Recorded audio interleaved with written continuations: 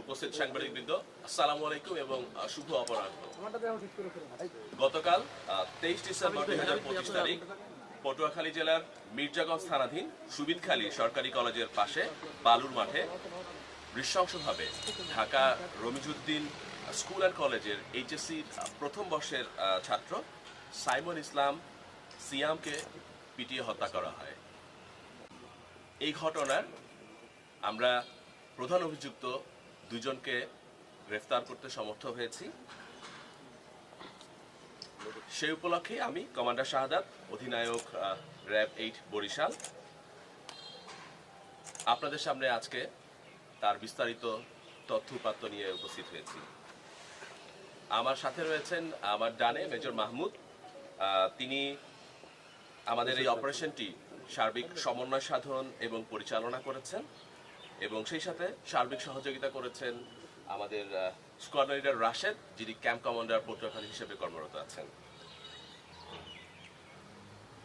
মামলার এজাহার থেকে আমরা জানতে পারি যে ভিকটিম সিয়াম গত 18 ডিসেম্বর ঢাকা থেকে পটুয়াখালীর মাদার বুনিয়ায় তার নানা বাড়িতে বেড়াতে আসে।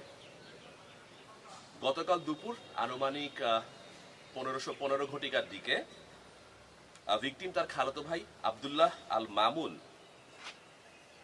সহ তারা সুবিদখালী সরকারি কলেজের উত্তর পাশে বালুর মাঠে ঘুরতে গেলে সেখানে ওৎ পেতে থাকা একদল সন্ত্রাসী তাদের গতিরোধ করে।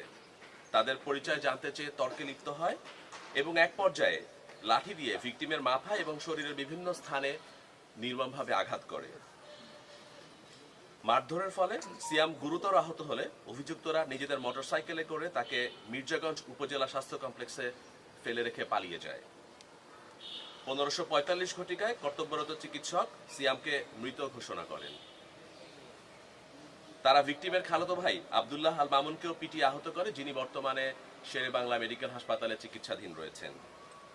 এই ঘটনায় ভিকটিমের বাবা বাদী হয়ে মির্জাগঞ্জ থানায় গতকাল রাতেই মামলা দায়ের করেন।